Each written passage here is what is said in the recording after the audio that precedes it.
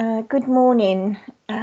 This is a special meeting of the Voluntary Sector Liaison Committee. It's been held via Microsoft Teams, and it's today, Thursday, the 27th of January 2022. At 10:30, we are to consider the matters contained in the following agenda. You are welcome to use Welsh at the meeting, but a minimum notice period of 3 working days is really required should you wish to do so.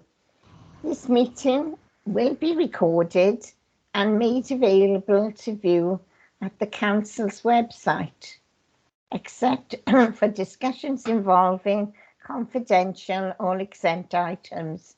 Therefore, the images, audio of those individuals speaking will be publicly available to all via the recording, which will be on the Council website at www.caerphilly.gov.uk. I'll introduce myself as the current Vice Chair of this committee, and I wish to welcome this morning all members participating in the committee, and we will have a roll call, I believe. I'll just check with our clerk, Sharon. Yes, Chair, did you want me to do the roll call now? Yes, I think so, please. Okay, councillors first.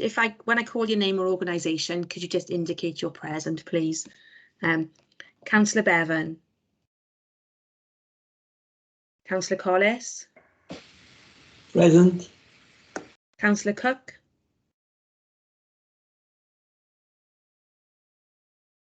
I've received apologies from Councillor Etheridge. I've received apologies from Councillor Fussell. Councillor Goff. Councillor Haas. I've received apologies from Councillor Higgs. Councillor Parry. Councillor Price. Present. Councillor Stenner. Present. I've received apologies from Councillor Whittle. Councillor Williams. Present. And I've received apologies from Councillor Stone. Representatives of Garvo, Stephen Tiley. Present. Alison Palmer. Alison's not in at the moment, but I have spoken to her this morning and she is due in, so I don't know if she's got some connection problems, so I'm sure she won't be too long now. Okay, thank you. And Gina Jones. Present. Compact Partners, United and Bevan University Health Board. I've received apologies from Gwent Police and South Wales Fire and Rescue. The Officer of the Gwent Police and Crime Commissioner.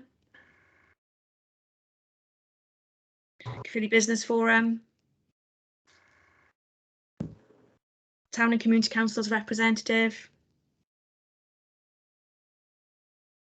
And I've received apologies from National Resources Wales and voluntary sector representatives. The following organisations: Abertraedor Community Church, Barod Cymru, Blaen y Gwent and Caerphilly Care and Repair. Present. Caerphilly and Blaen y Gwent Citizens Advice Bureau. Present. Thank you. Cruising Gwent. Groundwork Wales. Homestart Cymru. Present. Mentor Iaith. Present. Oakdale Community Centre. I've actually received apologies, sorry, from Oakdale Community Centre. Pobl Housing. Right from the start. I've received apologies from one representative of SSAFA Gwent branch. Are there any others in attendance? Yes, Parent Network. Parent Network, yeah, thank you. United for Amanda Jones. Thank you. United Reformed Church. The Youth Centre, Kevin Henguide.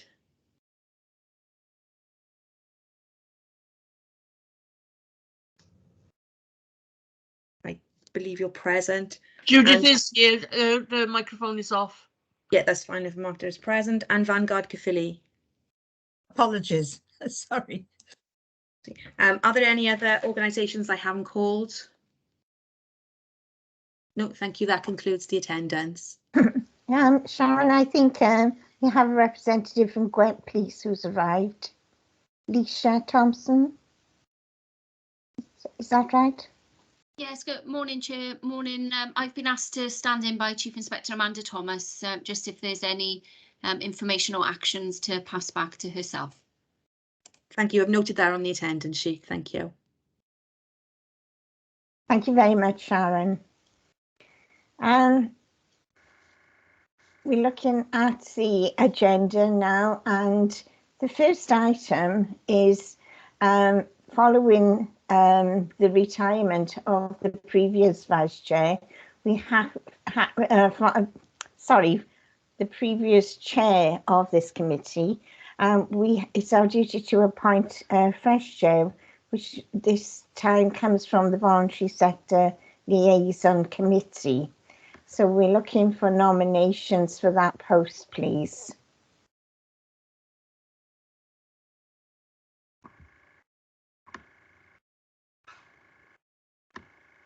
Well, I'd like to propose Lowry. I've forgotten her surname, I'm afraid. Right, thank you, Judith. Lowry Jones. Oh, that's right, yes. Sorry. Lovely. I also would like to second Lowry as she'd be a brilliant chair. Thank you.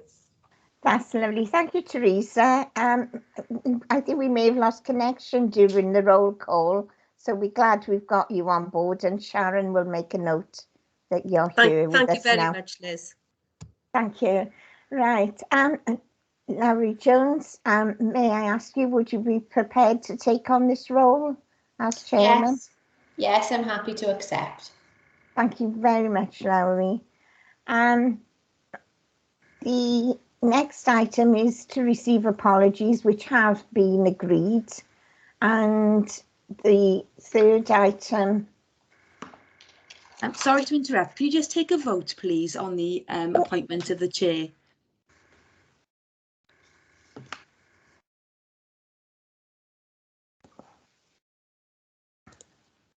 Thank you. I'll record that as approved by the majority. Thank you. Lovely. So I think it's my duty to hand over to Lowry now, actually, to continue the rest of the agenda. So the next item is item 3. Lowry, it's over to you. Thank you, Councillor Aldworth, and thanks again for the nomination, and happy to accept. And also, I believe we also nominated Simon Ellington as the vice chair. Is that correct? In our last voluntary sector meeting. So really happy to be working alongside Simon as well. So yeah, many thanks for that, and happy to be here. And it's been a forum that's been very supportive to us as an organisation in the past. So I'm happy to be continuing to support, really. If we refer back to the agenda then, and to item 3, which is the declaration of interest that we need to note at the beginning, and to note that councillors and officers are reminded of their personal responsibility to declare any personal and or prejudicial interest or interests in respect of any item of business on this agenda in accordance with the Local Government Act 2000, the Council's Constitution, and the Code of Conduct for both councillors and officers. So I believe this morning that the meeting is a special meeting to consider one main item, really, which is the draft budget proposals for 2022-23. And it's my understanding that Steve Harris is going to join us and present on that item. Before then, we have an opportunity to consider the report. So I'm not sure if Steve has arrived. Yes, I can see Chair, I am here. Steve. Thanks, Steve. Okay, thank you, Chair. Morning, everyone. I'm Steve Harris, Head of Finance at Caerphilly Council. If you bear with me a sec, I'd just like to share some slides with you. If you could let me know, Chair, once they're visible. Okay.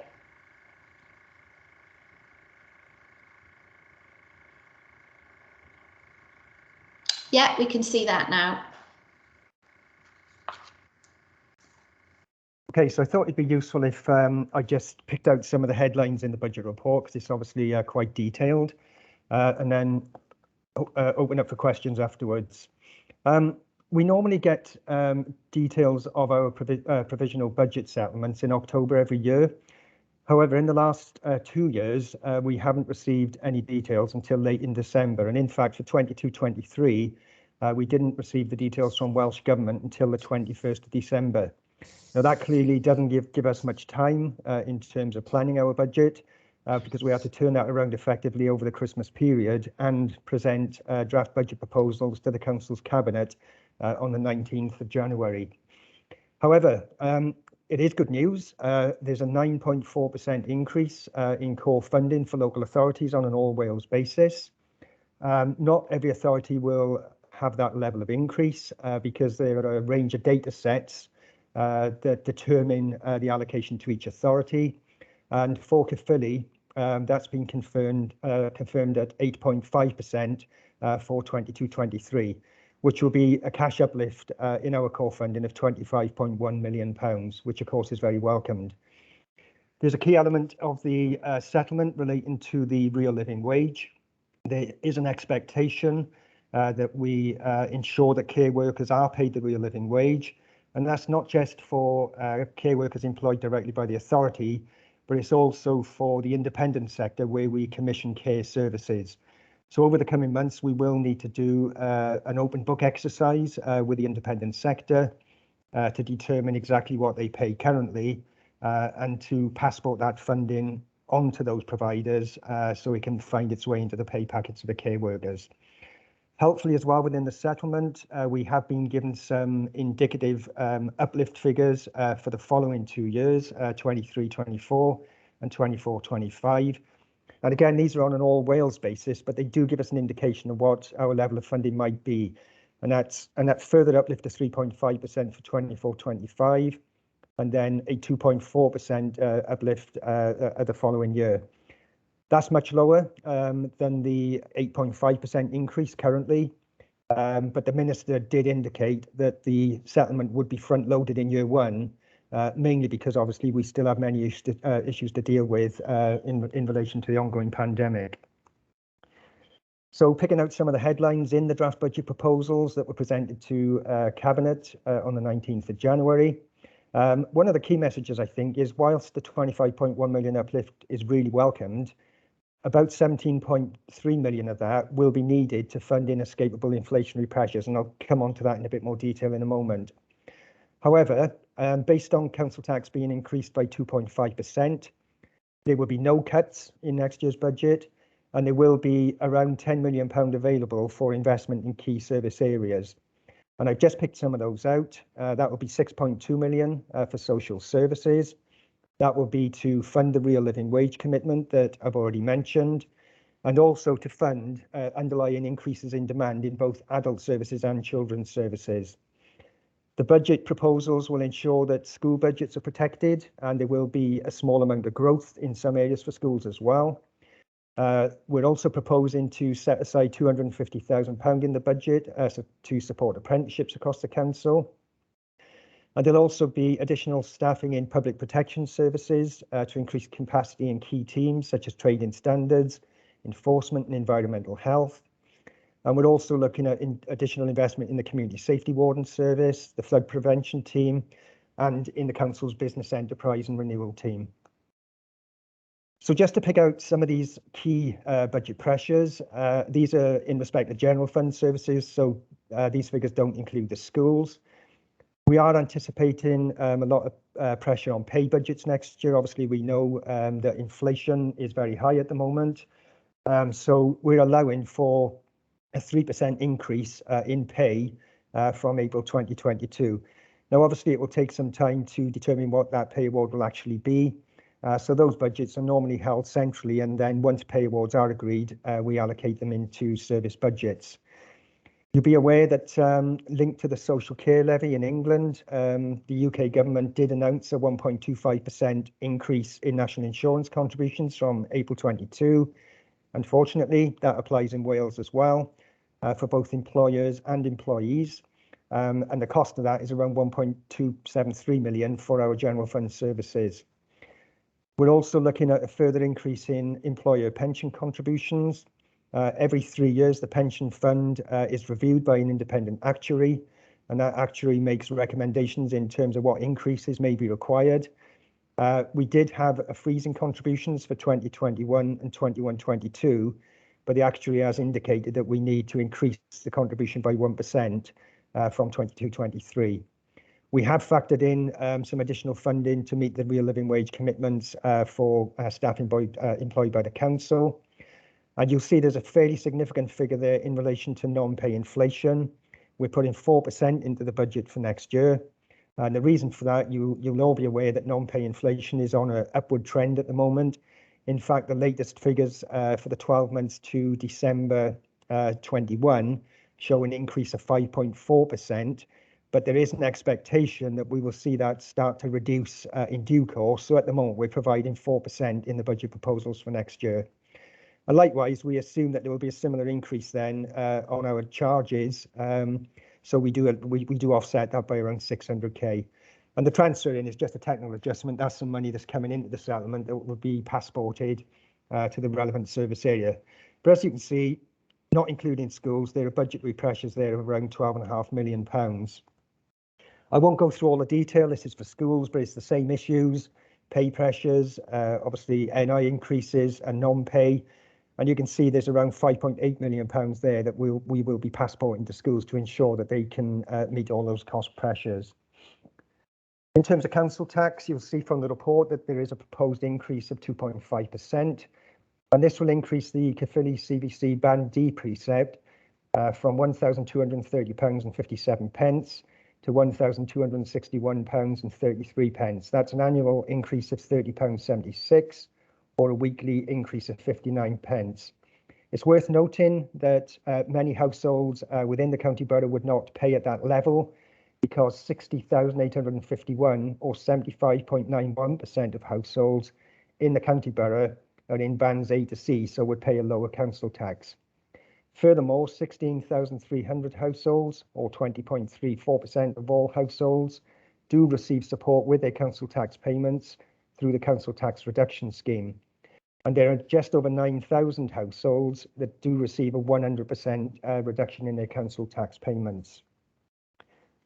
We obviously need to consider the ongoing financial impact of COVID-19.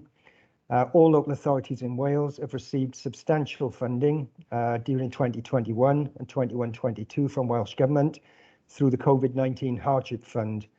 And this has allowed us to offset additional costs incurred as a result of the pandemic, and also to deal with income losses in a number of areas.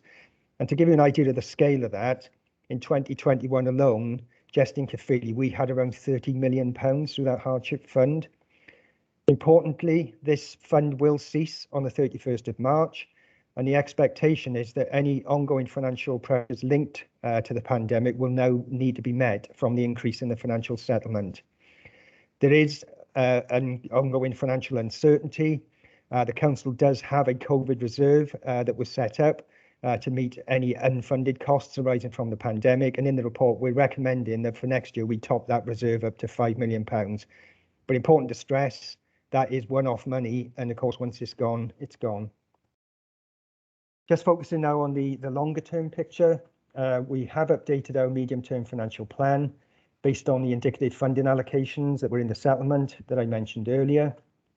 And based on a range of assumptions, we are looking at a potential savings requirement of £9.7 million for the 2-year period 23-24 to 24-25.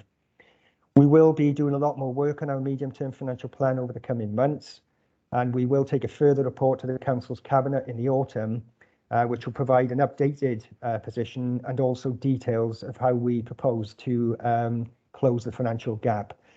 And key elements of this will be the Council's ongoing transformation programme and the corporate reviews that are currently underway. And the anticipation is that they will provide significant savings to help us close that financial gap moving forward. So hopefully, Chair, that was helpful, and I'm happy obviously to assist with any questions. Thank you. Thanks, Steve, yeah, and thanks for summarising the key points for us as well. If I can just ask now then if there are any questions. I can see, Judith, you have your hand up. Yeah, thank you very much, Steve. Yes, it's difficult to see what this means for the voluntary sector, but it would appear to mean that we're not having any cuts this year, but that next year and the year after it's not looking so good, because in the past the voluntary sector has suffered quite a degree of cuts. And that's concerning because obviously the council's transformation system does require really a very vibrant voluntary sector to take up the slack where the council are not going to provide services in the future. What I'm particularly interested in is the living wage, or the real living wage. I'm a bit confused as to what living wage is what. I mean, I know there are two. There's the government one, which I refer to as the George Osborne one, which is got real in its title. And then there's another one, which is the Joseph Roundtree. I think it's the Resolution Foundation now. So it'd be helpful if we could have a word on that from you and the difference. But in particular, if we're going to increase fees, if we're going to give private sector money in order to increase the wages that they pay to their staff, which is very necessary, how are we going to enforce that? How are we going to ensure that the money goes to the actual residential and home care workers rather than the pockets of the shareholders? Because some of these residential homes, for instance, are part of big conglomerations. So that's one question. And the other thing that does concern me about the budget is the stop-go nature of things like, for instance, town centre management, which I know about because I'm on the committee for Ystrad Mynach. In the past, we have cut them from 2, which functioned okay, to 1. So we ended up with 1 town centre management officer, impossible job, and he left, and we lost a very good officer there. Now we're going to increase it. When I say we, it's you really. The plan is to increase it to 2. Now, come next year, are we going to cut a post there? I mean, this is the danger. Same thing with community safety wardens, very popular, but I can remember in the past community safety wardens being reduced in number, and they're very popular, so there's a lot of fuss about that. But now we're going to increase them, and you've got a good plan for increasing environmental health officers, etc. But come next year, what's going to happen? Thank you. Okay, I'll try and answer all those points. First of all, on the real living wage, it is the foundation real living wage, which is currently £9.90 per hour. So it is the higher of the various scenarios out there. In relation to making sure that this money gets to people's pay packets, we will obviously, as I said earlier, be undertaking an open book exercise with the providers. It is a challenge to ensure that the money gets to pay packets, but we will be monitoring this through our commissioning teams in social services, and we are waiting for further guidance from Welsh Government really around how this will be policed from their perspective as well. So there will be work done in that area to provide those assurances. In respect of the town centre development officers and the community safety wardens, I think what the pandemic has shown us is the value of these kinds of services, and that's why there's a commitment now to actually increase capacity. Moving forward, it would be folly in my view to put people in these posts for 1 year and then remove them. So I think there will be a commitment to maintain these posts moving forward. But as I said earlier, under our transformation programme, all areas are subject to review, but it will all be done in a fair and consistent way, and that's all I can say at the moment. In terms of what the budget means for the voluntary sector, I think the key message is there's no cuts. In terms of service level agreements, we would be looking at uplifts for 22-23 of 4%. Okay, so that's where we are currently. So hopefully that helps. Thanks, Steve. Stephen Tilly, I can see your hand up as well. Yeah, thanks very much, Chair. It was just a quick question, really. Obviously, with the with the indicative figures that have come from Welsh Government now for the next 2 years after this year, one of the things with the with third sector is that it's always trying to get involved with some of that budget setting process earlier rather than later. So I was just wondering, has this got to go across to the cabinet the cabinet in the autumn time? Is there a chance for us as a third sector maybe get together and start getting involved in our budget planning process, especially if there's going to be risks against some cuts next year? So that at least then we can be involved in the conversation at an earlier stage. Yeah, I don't see that as being a problem, Steve. You know, a number of years ago, before the pandemic, we were talking about reviewing the SLAs, etc. I don't know if Paul Cook is on the call, because he may want to come in and say something on that, but I see no reason at all why there couldn't be a dialogue, you know, between ourselves, you, about some of the challenges you're facing, but also, you know, looking at those service level agreements, what is currently provided, etc., etc. So, you know, that sort of review that we were talking about a few years ago, maybe revisiting some of that, but, you know, don't think we're doing that in terms of looking for cuts. It's about, you know, what the service has been provided against the investments we're making. So I think, yes, Steve, it'd be useful to have that dialogue over the coming months. Yeah, I think it's just it's in line with some of the grants and things like that as well, which may be available, so we can at least have that dialogue a little bit earlier and just trying to kind of work with yourself, because I know it was a conversation we were having a couple of years ago, but I completely understand that with COVID it's been a little bit difficult to do that, and obviously with the timings in which you've had, but obviously with the indicative figures now, it might give us that opportunity to do it. So it's just asking the question, really. Okay, all right, no problem, Steve. Could I come in there, please? Chair. Yeah, so as Steve said, a year or so ago, we did start to look at this. I think that, as you said, COVID has shown that we need to work better in partnership with the voluntary sector and you guys. So, so we've been doing some number crunching on the figures that go to the voluntary sector in the background. And as Steve said, hopefully, it'll probably be beyond May now in the new financial year. We'll start to look at that. But yeah, more than welcome your input into that process. But me and my team will be looking at that with Steve Harris's team as well. So will we need to come through you in the first instance, Paul? Is it new team? So perhaps it's part of the transformation process. It's a program. So I've been identified in the transformation program that we'll do this. So I've been tasked, or my team been tasked with doing that. So as we get up and running in the new financial year, we'll be in touch with you guys to get representation from the Voluntary Sector Liaison Committee in that process. Lovely, thank you. Thanks, Paul. Councillor Aldworth, I can see a hand up as well. Yes, thank you, Chair. Yeah, I mean, it's so important that our safety and in particular council safety wardens are so important to us, and so is Gwent Police. Have we any news of what their precept is this year, please, Steve? Because as a council, that is shown when we send out our council tax bills. We collect the sum that the police need to run their services during the year. So have we any idea how much it is likely to, Gwent Police is likely to be costing us this year, please? Unfortunately, at the moment, I haven't received any official notification. I'm sure that they will be consulting on their proposals fairly soon. Once I get details of that, Councillor Aldworth, I'll share it with you. But the figures, obviously, that I'm quoted earlier in relation to council tax are the Caerphilly council element of the council tax. So you are right. On top of that, we do add the precept for the police, and also we do add on precepts then for community and town councils as well. But at the moment, I haven't received any formal notification, but I'll share it with you once I do.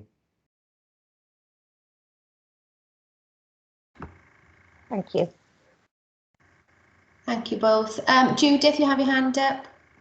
Yes, I've got another question. It's about climate change. I'm concerned that the council is not taking a more prominent role in raising awareness about climate change. It seems to be that the council itself is aware of that they need to adapt for purposes of climate change and achieving net zero, and the council services, well, lighting, for instance, there's been a big change over to LED, etc. But I feel that the public need to be involved and need to be made far more aware, because there are things the public can do, and there are a lot of older people who've actually got money in the bank that could be used to insulate their houses or to do other things, but really don't know how to go about it. So I would like to see a far greater role played by the council, with a budget obviously to promote these ideas, to making the public aware of what they can do and what they should be doing, because looking ahead, it's looking pretty grim.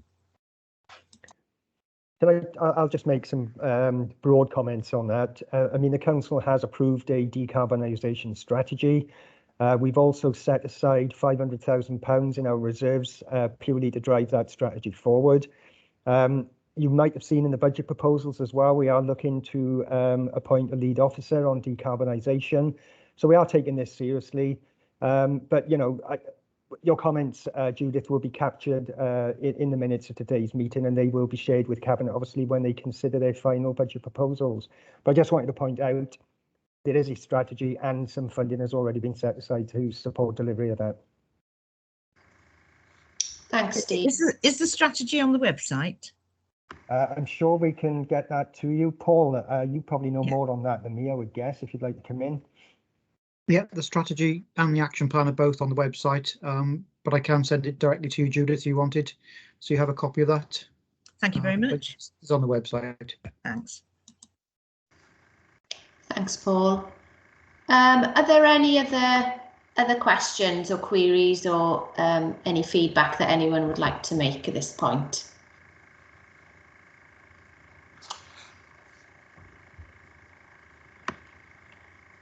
No, I can't see any hands up at the moment.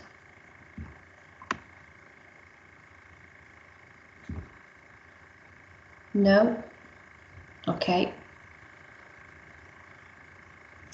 Can I just thank Steve then again for summarising the report and giving us a little bit more detail around some of the key elements, and also for clarifying some of the queries this morning. I think certainly some of the key elements in terms of the voluntary sector is that opportunity, as Stephen requested, that we become involved in any discussions as we look to 23-24 budget planning, really, so we can be involved as early as possible, and also in terms of the changes that we've seen with COVID, an opportunity to reflect on some of those and how some of our priorities have changed as we respond to that and support communities as they continue to recover, really. I can see Paul's hand up as well, if you would like to come back in, Paul. Yeah, I just wanted to say that the notes in this meeting will be captured as part of the consultation response. They'll be fed formally in, as you said before, but also like to ask if members and other people could promote the consultation, which is ongoing. So you see on the council's website, and I think individual households will get leaflets, and there'll be stuff on social media. So I would definitely encourage everybody to respond and to send it out through the networks to make sure we get as much contribution back as we can do. Thanks, Chair. Thanks, Paul. Yeah, as a network of organisations, I'm sure we'll all be keen to do that as well, and also to respond ourselves. If there isn't any other business or any other queries or comments just before, Councillor Williams. Yes, thank you, Chair. I would just like to thank Councillor Aldworth for the way she's chaired the meetings in the last 12 months. And the work she's done, and welcome you to the meeting as well as Chair. Thank you very much. Thank you, Councillor Williams. And if I could echo those words of thanks as well to Councillor Aldworth, and also to Michelle Jones, who has stood down as Chair. I believe she did that in the meeting before Christmas, but just to thank her as well for all her hard work with these meetings.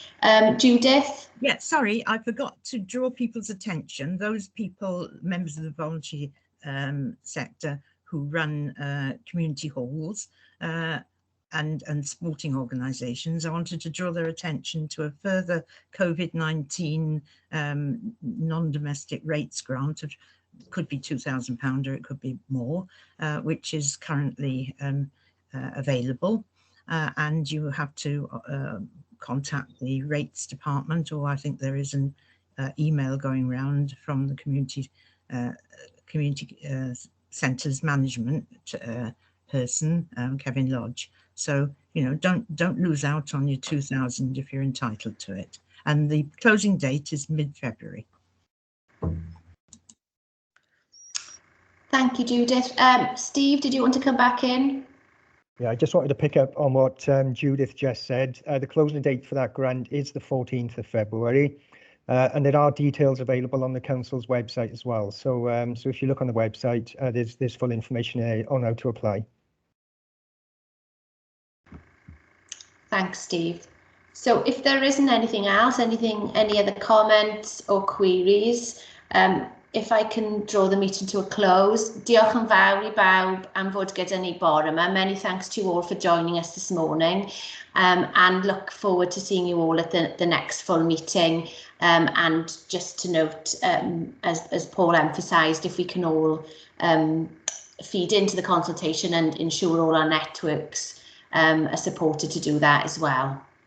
Okay, diolch yn fawr and see you all soon. Diolch, Lowri. Bye.